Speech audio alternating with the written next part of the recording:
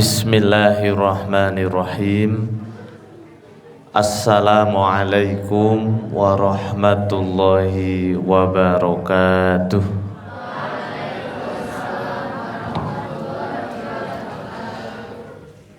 Alhamdulillah, alhamdulillahilladzi hadana lihada wa ma kunna linahtadiya laula an hadanallah. Asyhadu an la ilaha illallah wahdahu la syarikalah wa asyhadu anna Muhammadan abduhu wa rasuluh la nabiyya wa la rasula ba'dah. Allahumma sholli wa sallim wa barik wa an'im ala habibina wa syafi'ina Muhammadin sallallahu alaihi wasallam wa ala alihi wa ashabihi wa man sanna bisunnatihi ila yaumil qiyamah. Qala Allah ta'ala fi kitabihil karim, a'udzu billahi minasy syaithanir rajim. Ya ayyuhalladzina amanu taqullaha wal tandur nafsum ma qaddamat lighad wattaqullaha innallaha khabirum bima ta'malun. Shadaqallahul azim. Amma ba'du. Yang kami hormati segenap pimpinan ranting, yang kami hormati pengasuh dari PAY Kauman, Al-Ustadz Muadzin beserta Ustadz Ustadzah, serta seluruh santri-santriwati yang kami cintai dan kami banggakan. Alhamdulillah, puji dan syukur kita panjatkan kehadirat Allah Subhanahu wa ta'ala, karena atas limpahan nikmatnya hingga tanggal 23 Muharram ini kita masih diberi nikmat umur panjang, nikmat sehat dan sempat, serta nikmat teragung yaitu nikmat iman dan Islam, sehingga kita masih bisa bersilaturahmi, bersilaturahmi di tempat dan di waktu yang penuh berkah ini dalam keadaan sehat walafiat tanpa suatu halangan apapun. Selanjutnya sholawat beriring salam semoga senantiasa tercurah limpahkan pada uswah hasanah kita Nabi akhir zaman, Nabiullah Muhammad sallallahu alaihi wasallam, yang syafaatnya senantiasa kita nanti-nantikan di yaumil qiyamah. Teriring doa semoga kita dan keluarga termasuk di dalamnya. Allahumma amin. Hadirin wal hadirat rahimakumullah. Pada kesempatan yang mulia ini kita akan membahas sebuah tema, yaitu spirit bulan Muharram. Kira-kira anak-anak kita saat ini pada tahun berapa Hijriah ini? Mbak Lutfiana bisa? Ya. 1447 Hijriah. Dan bulan Muharram adalah bulan di awal kalender Hijriah. Berarti kita masuk ke bulan Muharram itu tandanya kita memasuki bulan yang baru plus masuk tahun yang baru.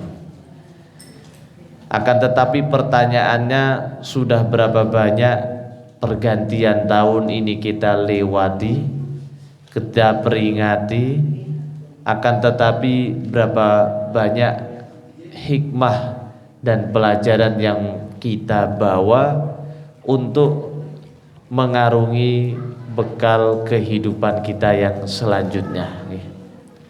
Maka agar spirit atau momen pergantian tahun ini tidak berlalu begitu saja, karena bertambahnya tahun sebenarnya adalah bertambahnya umur, dan itu artinya semakin berkurangnya jatah hidup kita di dunia.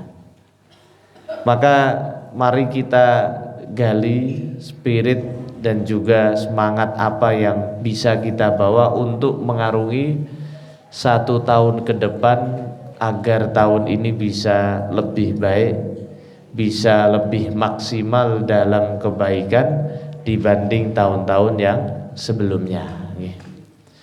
Maka setidaknya ada 3 spirit yang bisa kita jadikan penyemangat, yaitu yang pertama adalah spirit hijrah itu sendiri yang menjadi akar kata dari kalender Hijriyah,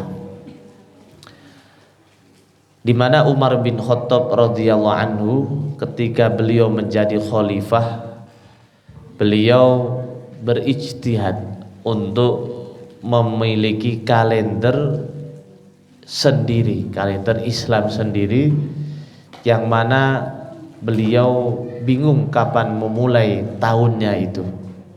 Maka kemudian beliau berijtihad, maka awal dari tahun Hijriyah ini dimulai di tahun di mana Rasulullah Shallallahu Alaihi Wasallam beserta para sahabat hijrah dari kota Mekah ke kota Madinah.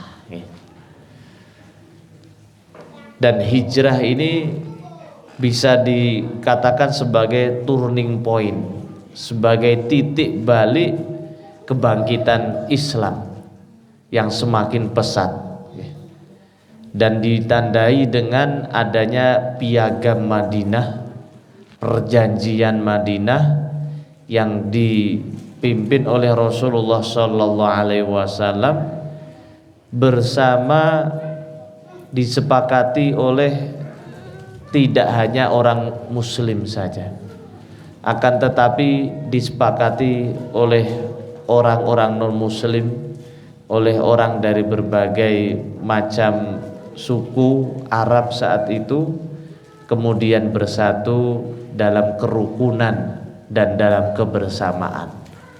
Maka ini bukti bahwa Islam ini selalu mengajarkan perdamaian, mengajarkan kasih sayang, mengajarkan kebaikan kepada siapapun. Baik hadirin wal hadirat rahimakumullah, maka bila kita melihat di dalam Al-Quran, banyak sekali Allah Subhanahu wa ta'ala menyebutkan keutamaan orang-orang yang berhijrah. Karena hijrah itu tidak mudah. Hijrah itu meninggalkan segala hal yang dicintai oleh hawa nafsunya, dicintai oleh hatinya, untuk meraih ridho Allah Subhanahu wa ta'ala. Maka salah satu contoh keutamaan hijrah ini, orang yang berhijrah maka akan mendapatkan rahmat Allah Subhanahu wa ta'ala. Dalam Quran surah Al-Baqarah ayat 218, Allah berfirman, a'udzubillahi minasyaitonirrajim, innalladzina amanu wa hajaru wa jahadu fi sabilillah.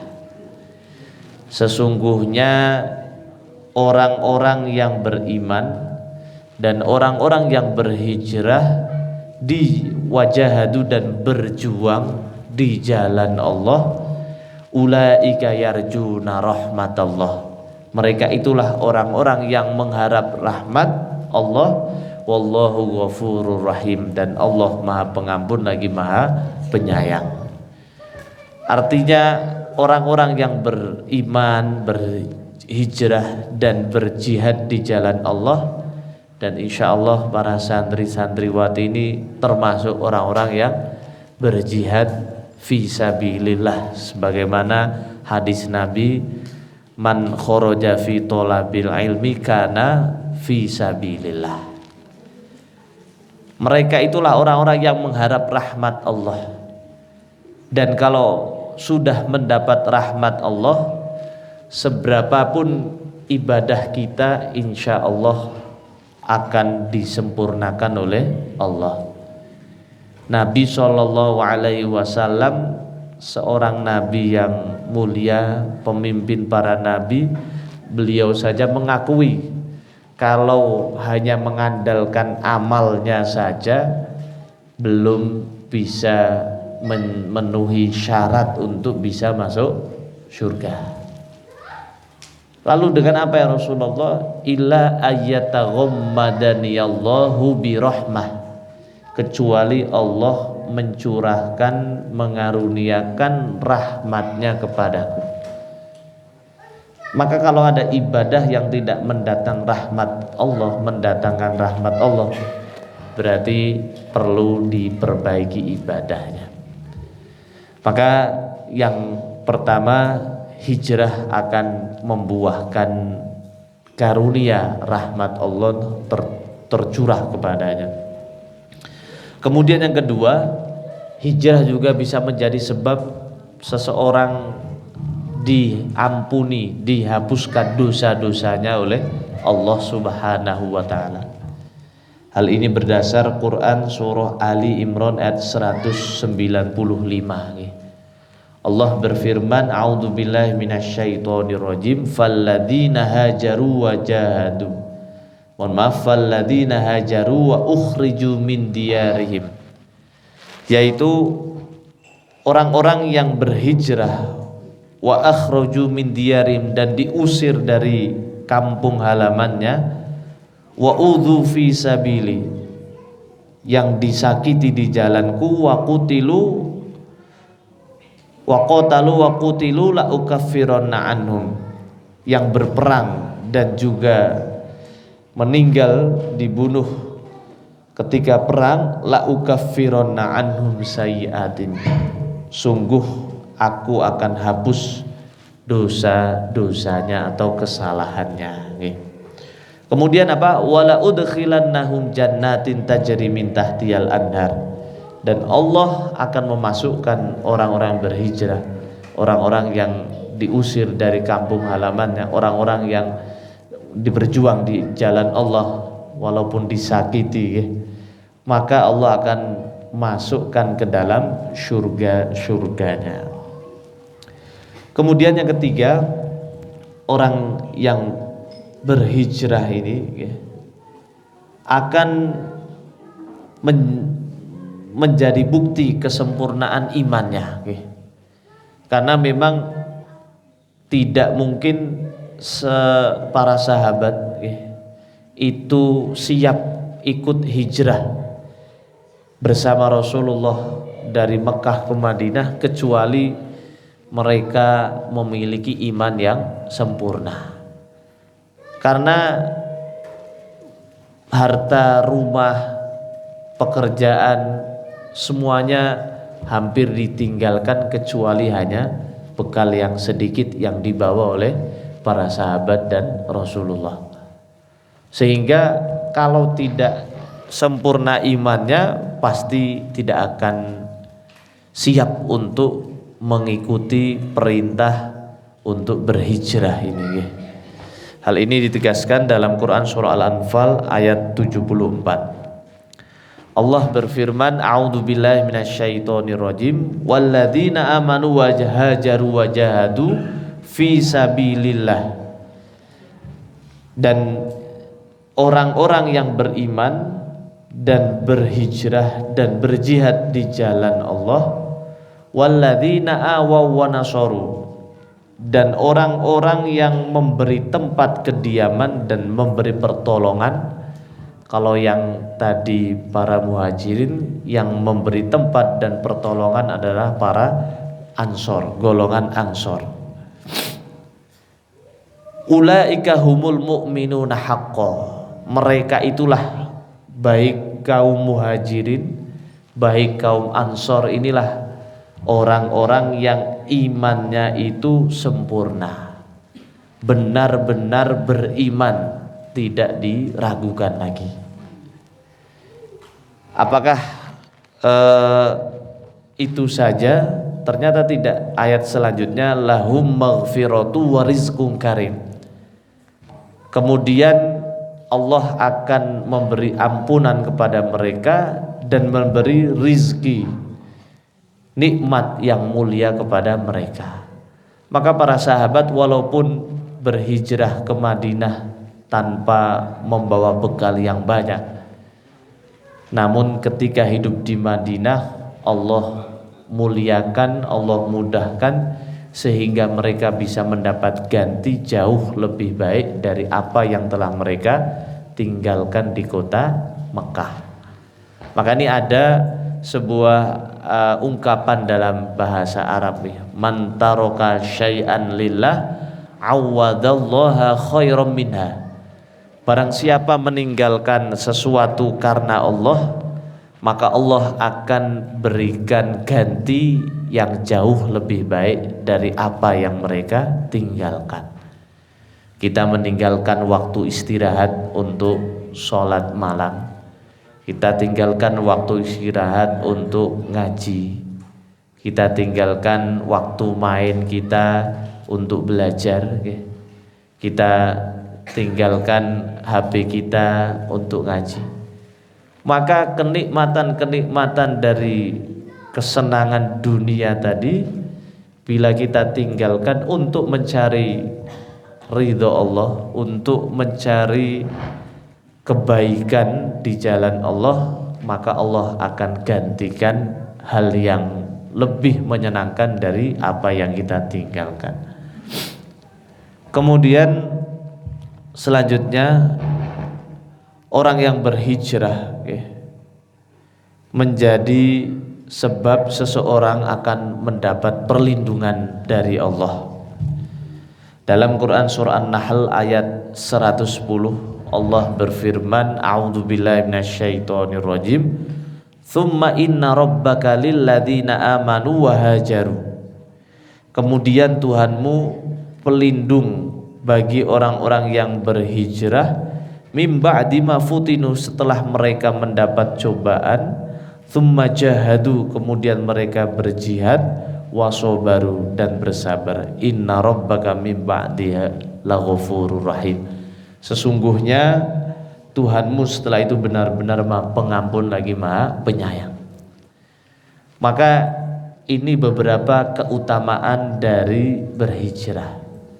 Pertanyaannya, apakah pada saat ini kita masih bisa berhijrah? Maka jawabannya bisa. Akan tetapi hijrah yang sesungguhnya ternyata bukan sekedar pindah tempat. Nabi SAW bersabda, al muhajiru man hajaro manahallahu anhu. Orang yang berhijrah, yang berpindah, sesungguhnya adalah yang berpindah dari apa yang dilarang oleh Allah Subhanahu wa ta'ala. Maka ketika kita tadinya suka berkata kotor, hari ini tahun ini kita tinggalkan kata-kata yang kotor, kita ganti kata-kata yang baik. Berarti kita sudah berhijrah dari perkataan yang buruk ke perkataan yang baik. Dari yang kemarin kita mungkin malas-malasan dalam ibadah, dalam berbakti kepada orang tua, kepada guru, maka tahun ini kita berpindah menjadi orang yang semangat, maka itu kita berhijrah. Yang tadinya kita kurang bersyukur ketika diberi nikmat, tadinya kita kurang sabar ketika diuji dengan suatu musibah, maka kita tinggalkan, dan tahun ini kita pindah menjadi orang yang selalu bersabar ketika menghadapi musibah, bersyukur ketika diberi nikmat, maka ini pun bisa disebut sebagai hijrah. Karena hijrah tidak sekedar berpindah tempat. Buat apa berpindah tempat kalau misalnya ibadah kita, amalan kita tidak ada apa bedanya. Maka dari rumah santri-santriwati berhijrah ke tempat ini untuk menimba ilmu. Namun ternyata di sini malas-malasan, disuruh sholat malah malas-malasan, berarti tidak termasuk dalam hijrah. Karena apa? Yang paling penting adalah merubah sikap perilaku kita dari yang tidak disenangi oleh Allah menuju kepada hal-hal yang disenangi, dicintai oleh Allah Subhanahu wa ta'ala. Maka mari spirit hijrah ini kita niatkan dalam diri kita, tinggalkan apa yang tidak disukai atau tidak dicintai, tidak diridhoi oleh Allah, baik dalam kehidupan pribadi, keluarga maupun dalam bermasyarakat. Kita berpindah kepada amalan perbuatan yang diridhoi oleh Allah Subhanahu wa ta'ala. Bapak Ibu hadirin wal hadirat rahimakumullah. Kemudian yang kedua, spirit dari hijrah ini adalah, spirit dari pergantian tahun Hijriah, yaitu dimulai dari bulan Muharram, adalah spirit Islam yang kafah. Dalam Quran surah Al-Baqarah ayat yang ke-208, Allah Subhanahu wa ta'ala berfirman, A'udzu billahi minasyaitonir rajim, ya ayyuhalladzina amanu udkhulu fis-silmi kafah. Wahai orang-orang yang beriman, masuklah kamu ke dalam Islam secara kafah, secara totalitas, tidak setengah-setengah, secara keseluruhan. Wala tattabi'u khutuwatis syaiton, dan janganlah kalian mengikuti langkah-langkah syaitan. Innahu lakum aduwwum mubin, sesungguhnya syaitan itu musuh yang nyata bagi kalian. Quran surah Al-Baqarah ayat 208. Kembali ke peristiwa hijrahnya Rasulullah Shallallahu Alaihi Wasallam dan para sahabat. Mereka berhijrah dengan totalitas, harta, kemudian rumah, kemudian apa yang mereka miliki rela mereka tinggalkan demi tercapainya hijrah ke Madinah. Bahkan jangankan harta yang mereka korbankan, nyawa yang menjadi taruhannya pun mereka tidak gentar. Karena Islam saat itu masih minoritas di Mekah. Ketika akan berhijrah, tentu orang kafir Quraisy tidak akan tinggal diam, pasti akan mengintai, boleh jadi akan menyerang. Maka nyawa orang-orang yang berhijrah saat itu menjadi taruhan. Maka kalau kita refleksikan pada diri kita, jangankan nyawa yang kita siap korbankan, mengorbankan sebagian waktu untuk ngaji, untuk sholat, untuk belajar saja kadangkala kita masih merasa berat atau enteng kira-kira. Mengorbankan sebagian waktu tidur kita untuk bangun malam nih, kira-kira semangat atau semangat sekali ini, kira-kira semangat sekali, Masya Allah. Berarti tidak perlu dibangunkan ustadz-ustadzah sudah bangun malam ya, alhamdulillah. Mengorbankan sebagian uang saku kita untuk kita amalkan, untuk kita sedekahkan atau wakafkan, kadangkala saja kita merasa berat. Mengorbankan sebagian perasaan kita untuk memberi maaf, untuk melapangkan dada, memberi maaf untuk teman kita yang mungkin tidak sengaja atau salah kepada kita, kadangkala saja kita merasa berat. Maka mari kita renungi spirit totalitas dalam beragama ini, perlu kita jadikan bekal untuk 1 tahun ke depan. Lalu dalam hal apa saja kita ini perlu totalitas? Maka totalitas yang pertama adalah totalitas dalam mengamalkan Islam sebagai pedoman hidup yang sempurna. Artinya ketika kita beribadah dengan tuntunan Rasulullah, dengan nilai-nilai Islam, maka ketika kita bermuamalah pun seharusnya juga dengan nilai tuntunan Islam. Ketika kita sholat dengan ajaran Islam, maka seharusnya ketika kita berdagang juga harus dengan nilai Islam, bukan malah curang, bukan malah mengakali pembeli. Ketika kita ngaji, ketika kita puasa dengan nilai Islam, maka seharusnya ketika kita berkeluarga, ketika kita bermasyarakat, juga harus dengan nilai-nilai Islam. Jadi tidak bisa dipisahkan antara ibadah dengan aktivitas keseharian kita. Karena dalam fikih ibadah itu ada yang mahdhoh seperti sholat, kemudian zakat, puasa, haji. Ada yang ghairu mahdhoh, yang awalnya tidak bernilai ibadah, namun ketika niatkan lillahi ta'ala maka bisa bernilai ibadah. Maka kita berteman, bersosial, berdagang, kita menjadi pegawai, kita menjadi seorang anak, seorang santri, seorang siswa, itu pun bisa bernilai ibadah ketika kita niatnya ikhlas lillah dan kita berperilaku sesuai dengan apa yang diajarkan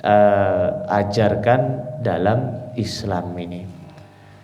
Pernah ada kisah yang menarik dari seorang ulama tabi'in yang bernama Al-Amir At-Tamimi, di mana Al-Amir At-Tamimi rahimahullah ta'ala ini beliau dikenal sebagai orang yang totalitas dalam beribadah, di mana mulai dari bangun pagi, bangun tidurnya sudah bangun sejak sebelum subuh, artinya di sepertiga malam terakhir.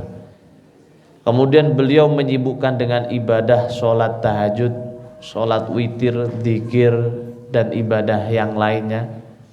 Setelah masuk subuh beliau sholat berjamaah, bahkan menjadi imam qobliyah subuh, sholat subuh berjamaah. Setelah sholat subuh beliau membuka majelis di masjidnya untuk mengajarkan jamaah tentang ilmu agama sampai waktu duha, dari habis subuh sampai waktu duha. Setelah selesai waktu duha, majelis ditutup, beliau kemudian melanjutkan dengan sholat duha sampai duhur. Masya Allah. Kira-kira kalau ada jamaah sholat duha sampai duhur, makmumnya tinggal berapa? Tinggal satu mungkin, makmum plus imam. Setelah duhur beliau kemudian sholat berjamaah dan kembali berzikir di masjid sampai waktu asar. Waktu asar beliau melanjutkan ibadahnya lagi, sholat asar, dan selesai sholat asar beliau membuka majelis lagi untuk pengajian sampai waktu maghrib. Waktu maghrib tiba, sholat, kemudian beliau sholat maghrib, ngaji lagi sampai waktu isya. Setelah waktu isya selesai beliau pulang, kemudian makan sedikit, kemudian istirahat agar malamnya bisa bangun. Masya Allah, kalau kita bisa seperti ini maka kita mungkin bisa menjadi wali nggih. Namun wali-wali daya niki. Kalau kita merasa belum mampu, maka minimal kita berikhtiar mengamalkan totalitas ajaran Islam ini betul-betul sebagai pedoman hidup yang sempurna, pedoman hidup yang paripurna.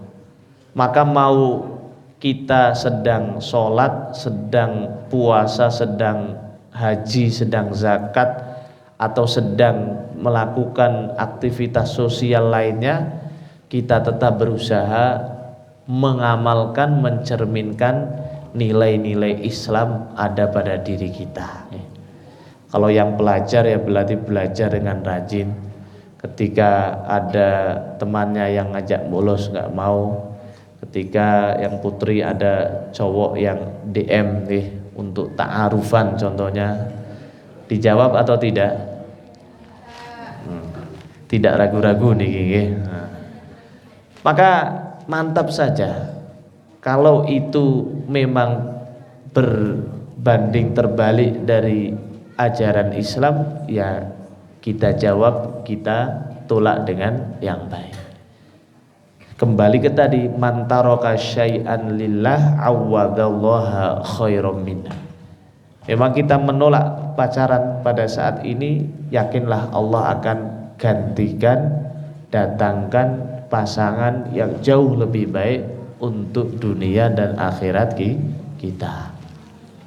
Kemudian yang kedua, totalitas yang kedua adalah totalitas tempat. Ini mirip, kalau tempat ya berarti dimanapun kita berada, kita berusaha mengamalkan nilai-nilai Islam. Di masjid kita taat, di rumah kita juga taat, di kamar ketika sendiri juga taat, di sekolah kita taat, di pasar kita taat.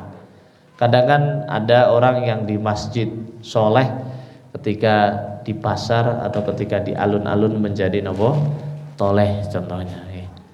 Maka dimanapun kita tetap mencerminkan orang yang taat, orang yang soleh. Inilah makna dari masuk ke dalam Islam secara kafah. Kemudian yang ketiga adalah maksud dari kafah di sini adalah waktunya. Waktu kapanpun, baik itu di malam hari, di sore hari, di pagi hari. Kadang ada orang yang sholat duhur, sholat asarnya nggak pernah bolong, maghrib isyaknya apalagi. Namun kalau sholat subuh bolong atau sering terlambat, berarti belum kafah. Ketika kita menjadi orang muslim yang kafah, maka mau sholat subuh, sholat asar, sholat duhur, sholat maghrib, sholat isya, kita akan berusaha maksimal, bahkan jamaah, dan juga rawatibnya kita jaga. Inilah yang namanya kafah. Kemudian kadangkala kalau di pagi hari, banyak orang kita mungkin taat, namun ketika malam hari, ketika sendirian, waliyadzubillah, ada sebagian orang yang berani melakukan kemaksiatan, berarti tidak kafah. Karena kafah itu kapanpun, pagi, siang, sore, dia akan berusaha untuk menjaga nilai-nilai Islam dalam dirinya. Kemudian yang keempat, makna dari kafah ini adalah dalam keadaan apapun kita berusaha kafah. Orang memberi ketika dalam keadaan lapang, saya yakin sudah menjadi hal yang biasa. Namun mampukah kita memberi ketika kita juga membutuhkan, ketika kita dalam keadaan penuh keterbatasan? Maka ketika kita dalam keadaan lapang maupun sempit, kita bisa terus memberi, maka inilah Islam yang kafah. Dalam Quran surah Ali Imran disebutkan alladzina yunfiquna fis-sarra wad-dharra. Orang yang bertakwa itu orang yang menginfakkan hartanya di kala lapang maupun di kala sempit.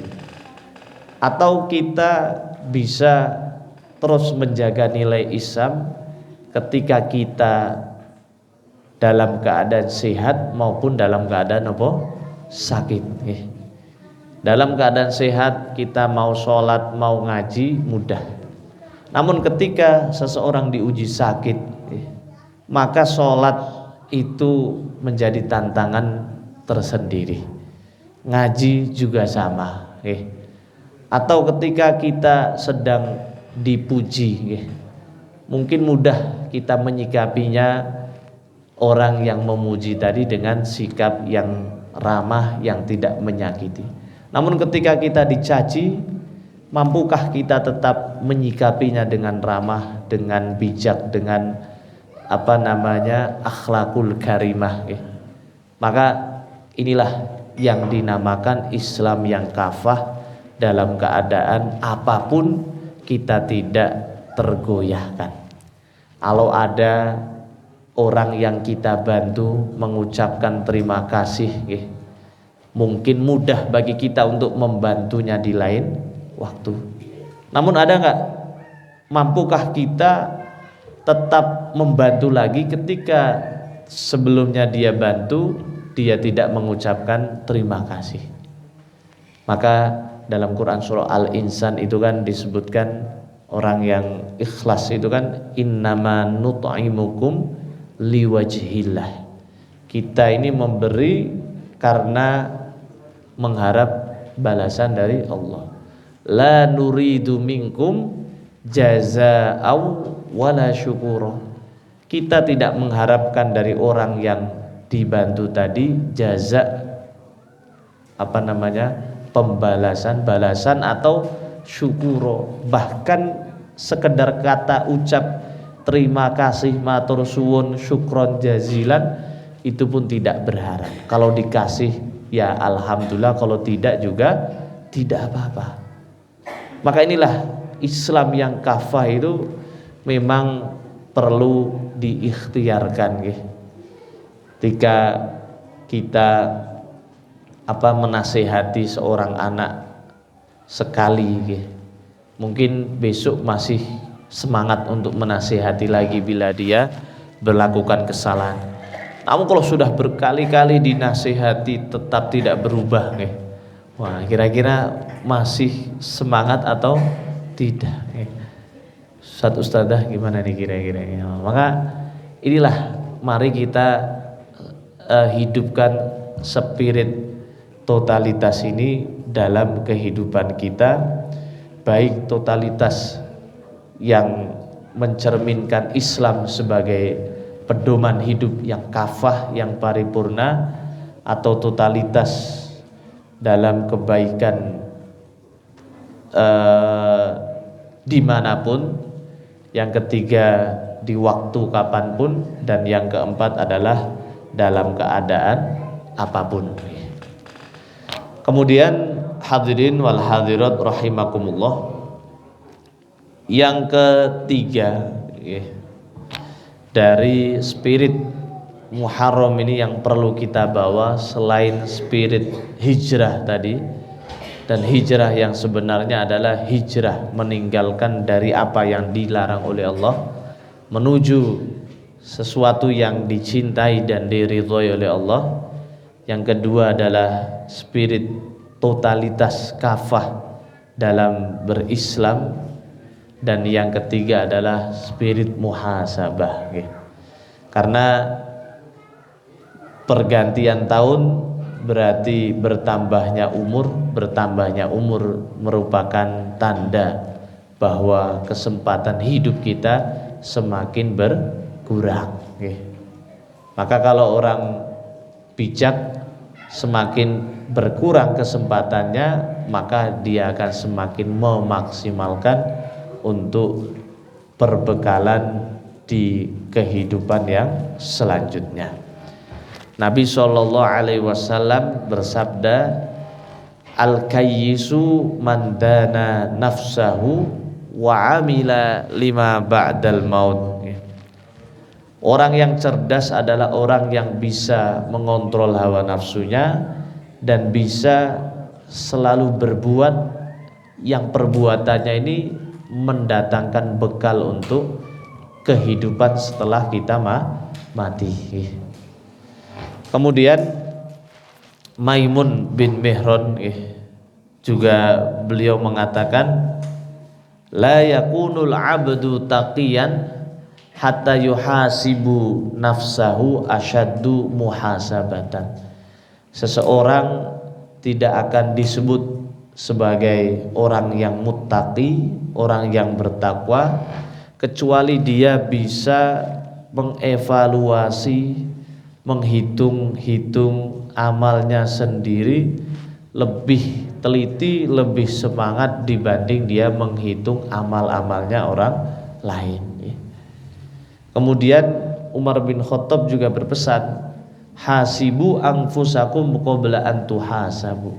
Hisablah diri kalian, hitunglah, evaluasilah diri kalian sebelum nanti kita dihitung amalnya di hari kiamat.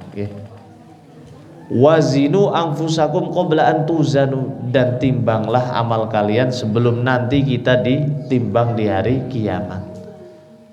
Fa innahu ahwana fil hisabi ghadan an tuhasibul yaum qabla an tuhasabu.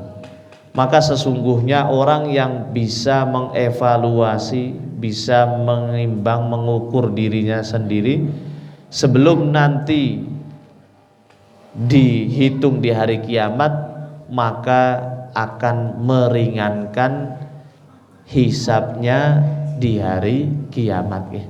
Karena kalau kita mengevaluasi hari ini ketika nyawa masih digandung badan, banyak kesempatan untuk apa?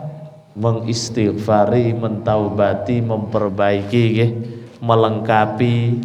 Namun kalau sudah meninggal, maka tidak ada kesempatan untuk bisa memperbaikinya.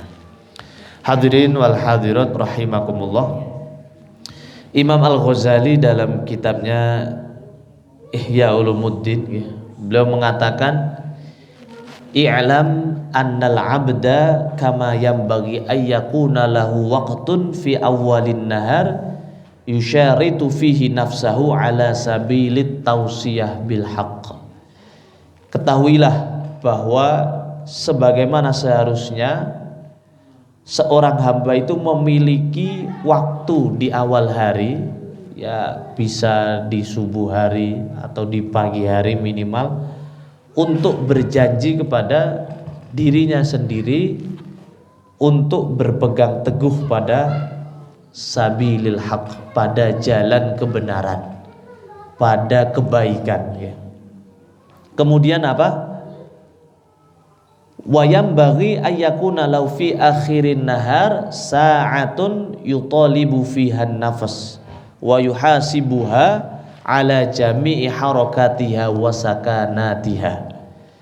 Dan hendaknya setelah pagi hari berjanji untuk berpegang teguh pada kebenaran, maka hendaknya dia memiliki waktu juga di akhir harinya, di akhir siang, ya mungkin pas waktu maghrib, untuk apa?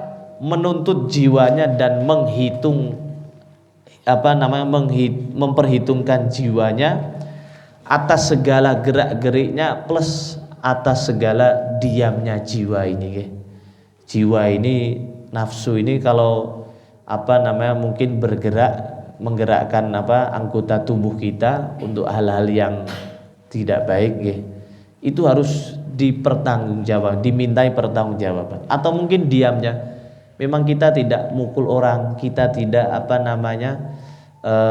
melukai seseorang, namun mungkin hati kita ini merasa lebih baik dari seseorang, merendahkan orang lain, merasa hati dirinya lebih mulia dan lain sebagainya, atau iri, dengki.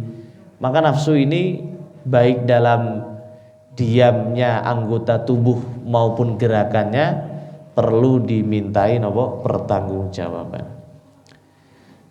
Kama yaf'alu tujjar fid dunya ma'asyuraka'i fi akhir kulli sanatin aw syahrin aw yaumin. Sebagaimana yang dilakukan oleh para pedagang, oleh para pebisnis, setiap pebisnis di dunia ma'asyuraka yang dia lakukan dengan mitranya atau teman kerjanya, teman bisnisnya ini, di setiap akhir tahun atau setiap akhir bulan atau setiap akhir hari, hirson minhum ala dunya, saking terobsesinya dengan dunia, saking kegigihannya untuk mendapatkan dunia, pasti akan melakukan audit sepanjang waktu, bukan hanya 1 tahun, mungkin 1 minggu, 1 bulan, atau bahkan setiap hari keuangannya itu akan diaudit. Kenapa? Wa khaufan min ayyafutahum minha ma law fatatum lakanal khiyarah lahum fi fawati. Karena mereka takut kalau ada kehilangan dari keuntungan, kehilangan dari modal, sehingga mereka rela untuk mengaudit, menghitung-hitung terus bisnis dari bisnisnya ini. Maka seseorang pun juga sama, seharusnya dia memperbanyak untuk mengevaluasi dirinya sendiri, mengevaluasi hawa nafsunya, takut kalau nanti di akhirat kita kehilangan kebaikan yang banyak. Maka kemudian Imam Al-Ghazali mengatakan, fa kaifa la yuhasibul aqil nafsahu fi ma yata'allaqu bih khatar syaqawah was sa'adah abadal abad. Bagaimana mungkin orang yang berakal tidak memperhitungkan dirinya sendiri, tidak mengevaluasi dirinya sendiri dalam hal yang berkaitan dengan bahaya kesengsaraan dan kebahagiaan yang abadul abad, abadinya abadi, berarti sangat kekal, yaitu negeri akhirat. Kalau untuk negeri dunia saja kita sangat teliti, uang 100 ini aja dicek kemana-mana, kalau dalam pembukuan contohnya, itu untuk kehidupan dunia yang sementara. Lalu bagaimana untuk kehidupan akhirat yang abadi? Tentunya harus lebih teliti lagi seharusnya. Hadirin wal hadirat rahimakumullah. Maka Imam Al-Ghazali menyebutkan ada 3 manfaat muhasabah bagi seorang muslim. Yang pertama muhasabah membantu seseorang untuk memperbaiki dirinya, baik memperbaiki kesalahannya atau menyempurnakan kekurangannya. Sehingga apa kekurangan kesalahan yang telah dia lakukan di masa lalu bisa diperbaiki di masa yang akan datang, dan dia menjadi orang yang beruntung. Mangkana yaumuhu khairon min amsihi fahuwa robih. Barang siapa yang hari ini lebih baik dari hari kemarin, maka dia termasuk orang yang beruntung. Namun kalau dia enggan bermuhasabah, enggan mengevaluasi diri, berarti dia tidak mau memperbaiki dirinya. Bisa jadi dirinya sama dengan hari yang lalu, atau bahkan boleh jadi lebih buruk dari hari yang lalu. Sedangkan wa man kana yaumu mithla amsi fa huwa maghbun. Barang siapa yang hari ini kok masih sama dengan hari kemarin, maka itu termasuk orang yang merugi. Wa man kana yaumuhu syarran min amsi fa huwa mal'un. Dan barang siapa hari ini lebih buruk dari hari kemarin, maka dia termasuk orang yang terlaknat, wal iyadu billah. Kemudian yang kedua, Imam Al-Ghazali menyebutkan muhasabah dapat menumbuhkan rasa tanggung jawab. Karena kita sadar bahwa nikmat itu adalah amanah, nggih. Kemudian perintah Allah itu adalah kewajiban yang pasti akan dimintai pertanggungjawabannya, nggih. Baik kewajiban terhadap diri kita sendiri, nggih, maupun kewajiban terhadap orang lain, atau kewajiban kita sebagai masyarakat dalam sebuah perkumpulan, ya. Kemudian yang ketiga, Imam Al-Ghazali mengatakan muhasabah bisa menjaga atau melindungi diri seseorang dari perbuatan maksiat, ya. Karena dengan kita itu memperbaiki, kita akan mengevaluasi kenapa kemarin saya melakukan kesalahan, kenapa saya bisa melakukan dosa ini dan itu. Maka dengan muhasabah dia akan mencari solusi, mencari benteng agar kesalahan atau dosa ini tidak terulang kembali. Beliau mengatakan istadalla bidzalika arbabul basair annallahu ta'ala lahum bil mirsad. Dengan demikian orang-orang yang memiliki pemahaman yang mendalam mengetahui bahwa Allah selalu mengawasi mereka bil mirsad wa annahum sayunaqishuna fil hisab, dan mereka yakin mereka akan diadili dan dimintai pertanggungjawabannya bimathaqilid dar minal khutrat wal lahdhat, baik dari gerak-geriknya maupun dari pikiran yang ada di dalam otak atau akalnya akan dimintai pertanggungjawaban. Fatuhaqiquna annahum la yunajjihim min hadhil akhtar illa luzumul muhasabah, dan mereka menyadari bahwa tidak ada yang dapat menyelamatkan mereka dari bahaya ini, melalaikan tanggung jawab atau kewajiban. Mereka yakin tidak ada yang bisa menyelamatkan illa, kecuali dengan luzumul muhasabah, kecuali dengan selalu bermuhasabah atau introspeksi, wasidqul muraqabah, dan dengan muhasabah ini kita bisa benar-benar merasa diawasi oleh Allah Subhanahu wa ta'ala. Kalau kita mau melakukan dosa, kita merasa diawasi sehingga apa? Kita tidak berani, sehingga tidak jadi untuk melakukan dosa tadi. Namun kalau kita tidak pernah bermuhasabah, kita sering lalai kalau kita ini sedang diawasi oleh Allah, diawasi oleh dua malaikat, atau mungkin diawasi oleh apa? CCTV di dunia. Kemudian wa mutalabatun nafs fil anfas wal harakat. Kemudian selain dengan muhasabah, dengan muraqabah, maka keselamatan itu bisa didapat dengan apa?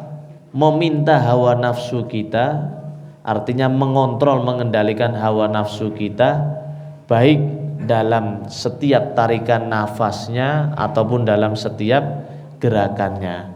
Wa muhasabatuka wa muhasabatu fil khatarat wal lahdhat, dan memperhitungkan dirinya sendiri dalam setiap pikiran dan momen. Maka ini poin yang ketiga, yaitu spirit muhasabah yang perlu kita bawa untuk memperbaiki, meningkatkan kualitas iman takwa kita di tahun 1447 sampai tahun depan, syukur-syukur selalu meningkat setiap momen pergantian, bahkan setiap harinya, kita bawa spirit hijrah, spirit Islam yang kafah, dan spirit muhasabah ini dalam setiap awal hari kita, dengan harapan kita menjadi pribadi-pribadi yang lebih baik dari hari ke hari. Mungkin itu yang bisa kami sampaikan. Maka mari kita terus berdoa, terus berikhtiar, terus memohon karunia ilmu dan juga memohon taufik hidayah agar kita bisa mengamalkan 3 spirit ini dalam kehidupan kita. Dari awal sampai akhir, bila ada kekurangan atau kesalahan, kami mohon maaf sebesar-besarnya. Usikum wa iyaya nafsi bitaqwallah faqad fazal muttaqun. Wabillahi taufiq wal hidayah. Wassalamu alaikum warahmatullahi wabarakatuh.